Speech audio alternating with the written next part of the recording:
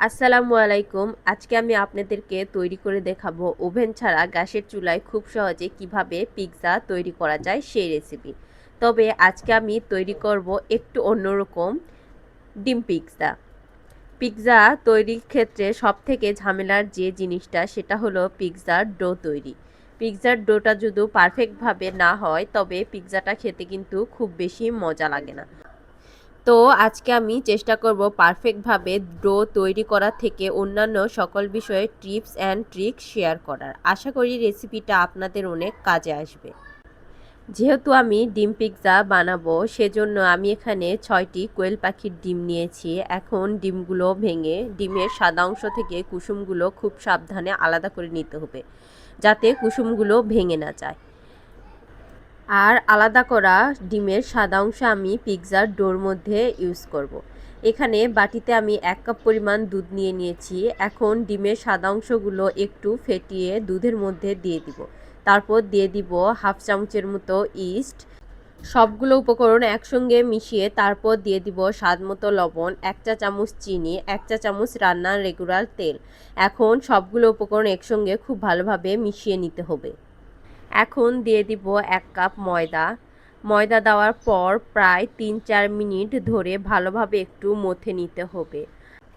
আর এ পর্যায়ে যদি মনে হয় ডোটা খুব বেশি শক্ত হয়ে গেছে তাহলে নর্মাল তাপমাত্রায় থাকা সামান্য পরিমাণ পানি দিয়ে ডোটা খুব ভালোভাবে মেখে নিতে হবে। তবে মনে রাখতে হবে পিৎজার ডোটা কিন্তু একটু নরম করে মেখে নিতে হবে। মেখে নেওয়া হয়ে গেলে আমি ঢাকনা দিয়ে ঢেকে 1 ঘন্টার মতো রেস্টে রেখে দেব। এখানে আমি সামান্য পরিমাণ চিকেন নিয়েছি। চিকেনগুলো আমি একদম ছোট ছোট টুকরো করে কেটে নিয়েছি। তারপর নিয়েছি সামান্য ক্যাপসিকাম, কাঁচামরিচ, সামান্য রসুন কুচি এবং বেশ খানিকটা পেঁয়াজ কুচি। এখন চুলায় একটি প্যান বসিয়ে দিয়ে সামান্য রান্নার তেল দিয়ে পেঁয়াজ কুচি এবং রসুন কুচি দিয়ে হালকা করে ভেজে নেব। আজকে আমি ছোট্ট একটা পিৎজা বানাবো, সেজন্য আমি এখানে 1 কাপ পরিমাণ ময়দা নিয়েছি। আপনারা যদি বড় পিৎজা বানাতে চান তাহলে সব কিছু পরিমাণ একটু করে বাড়িয়ে নেবেন। পেঁয়াজ ভাজা হয়ে গেলে চিকেনগুলো দিয়ে দিব। চিকেনগুলো দিয়ে পেঁয়াজের সঙ্গে হালকা করে ভেজে নেব। এরপর এখানে আমি 5-6টি গোলমরিচ গুঁড়া করে দিয়ে দিব। তারপর দিয়ে দিব 1 চামচ সয়া সস এবং 1 চামচ টমেটো সস। চিকেনটা সিদ্ধ হতে খুব বেশি সময় লাগবে না, 5-6 মিনিটের মতো রান্না করলে চিকেনটা কিন্তু সিদ্ধ হয়ে যাবে, যেহেতু চিকেনটা খুব বেশি পাতলা করে কাটা। এখন আমি অ্যাড করব স্বাদ মতো লবণ, হাফ চামচ জিরার গুঁড়া, হাফ চামচ গরম মশলার গুঁড়া এবং হাফ চামচ গুঁড়া মরিচ।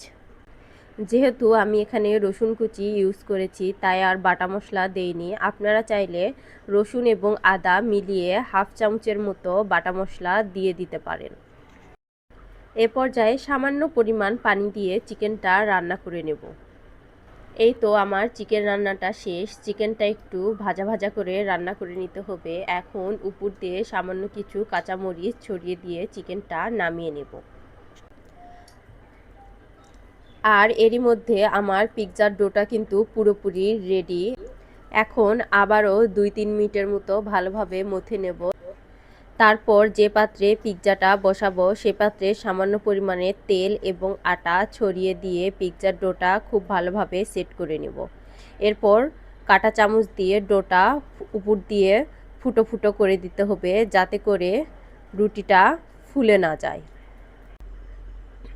এখন উপর দিয়ে বেশ খানিকটা টমেটো সস ছড়িয়ে দেব। আপনারা এখানে টমেটো সসের বদলে পিৎজা সসটাও ইউজ করতে পারেন, তবে আজকে আমি খুব সাধারণভাবে দেখাবো সেজন্য আর পিৎজা সসটা ইউজ করিনি। তারপর দিয়ে দিব হোয়াইট সস। এই হোয়াইট সসটা আমি নিজেই তৈরি করে নিয়েছি। কড়াইয়ের মধ্যে সামান্য রান্নার তেল দিয়ে 1 চা চামচ ময়দা দিয়ে ভালোভাবে ভেজে নিয়ে তারপর পরিমাণ মতো দুধ দিয়ে সামান্য লবণ, চিনি, গোলমরিচের গুঁড়া এবং চিলি ফ্লেক্স দিয়ে বানিয়ে নিয়েছি। আপনারা চাইলে এভাবে বানিয়ে একদিন খেয়ে দেখতে পারেন, খেতে কিন্তু অসম্ভব মজা লাগে। তারপর আমি ভেজে রাখা চিকেনগুলো উপর দিয়ে ছড়িয়ে দিব।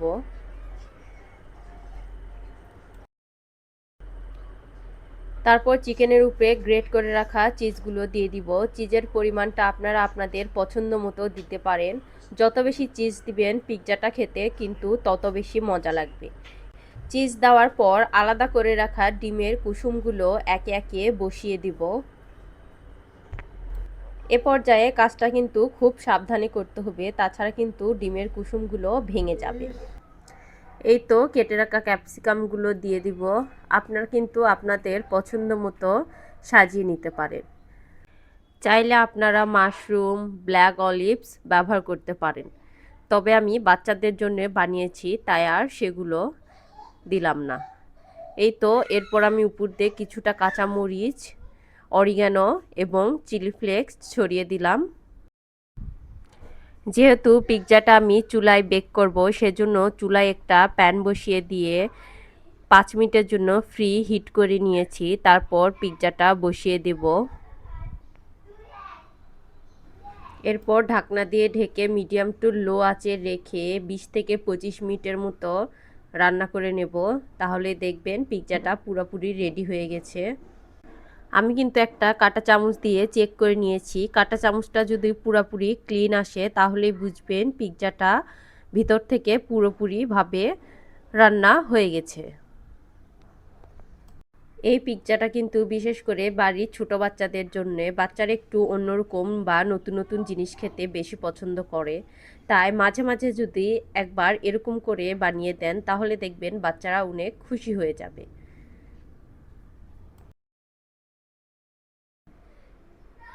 পিৎজাটা চুলা থেকে নামিয়ে ঠান্ডা হওয়ার পর আমি আপনাদেরকে কেটে দেখিয়ে দিচ্ছি পিৎজার ভিতরের রুটিটা কত পারফেক্টভাবে কুকড হয়েছে। আপনারা বাড়িতে এভাবে রান্না করে দেখতে পারেন, খেতে কিন্তু অসম্ভব মজা লাগে। বিশেষ করে বাচ্চারা কিন্তু অনেক বেশি পছন্দ করে।